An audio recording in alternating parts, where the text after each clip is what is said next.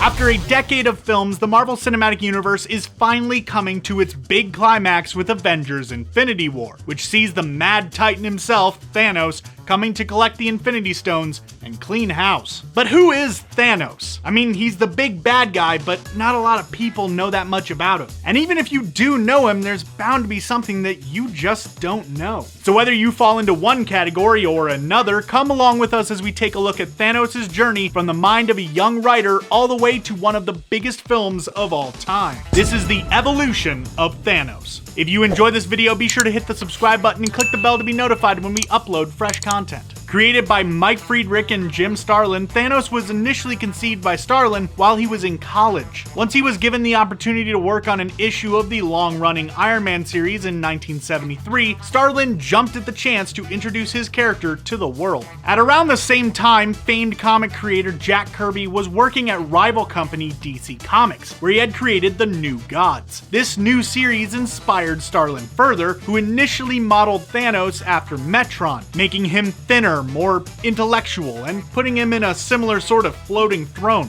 However, editor Roy Thomas suggested making him more menacing looking, saying that if he was going to rip off one of the New Gods, he might as well rip off the big guy himself, Darkseid. So yeah, all those DC fanboys that you argued with for hours are kind of right. Thanos is technically just a ripoff of Darkseid, or as they say in the industry, inspired by. Thanos made his debut in Iron Man number 55 in February 1973, and proceeded to serve as a universe-wide villain for years, facing off against the likes of Captain Marvel, Daredevil, Adam Warlock, and of course, the Avengers. He would continue to be a sort of smaller threat though, not really ever causing too much trouble for the most part. He eventually hit the big time, however, in the 6-part crossover event, the Infinity Gauntlet, in 1991. The culmination of a Silver Surfer storyline and the Thanos Quest miniseries, the Infinity Gauntlet sees Thanos collecting the Infinity Gems and grafting them onto the titular gauntlet, granting him power over existence itself. In an effort to impress Lady Death and ultimately gain her affection, Thanos killed a massive segment of the universe, including a large swath of heroes. The survivors, however, led by the good old Adam Warlock, fought back and were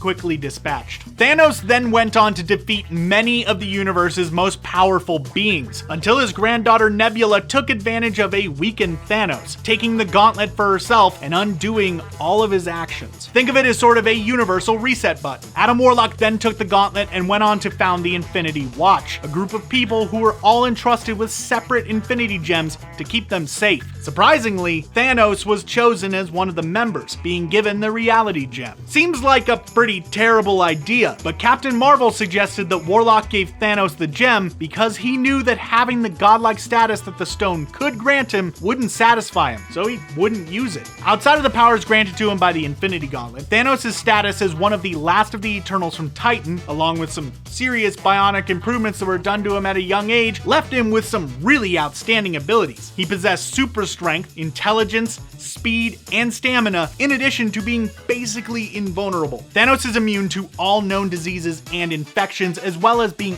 unaffected by the passage of time. The guy's basically a god before he even put on the shiny gold glove. And thanks to the connection he has with his fancy floating chair, he can even teleport across vast distances. Now let's talk alternate versions. First up is the Earth X version of Thanos. On Earth X, Thanos was tricked into believing that Death was his mother, a ruse that ultimately led to him using the ultimate nullifier on her once he discovered her lies. Then there is the one from the Silver Surfer television series that saw Thanos as a worshipper of Lady Chaos as opposed to Death due to the broadcast regulations put forth by Fox. In the Marvel Zombies universe, Thanos was one of the many unlucky souls who was turned into a rotting, undead version of their former selves. He was eventually killed by the Hulk after an argument over food. And then there's the Amalgam Comics version of the character. Amalgam Comics was a joint endeavor by Marvel and DC, which saw characters from both imprints combined together to create sort of hybrids. This brought us Thanos' side, the twisted combination of Thanos with his new god forerunner,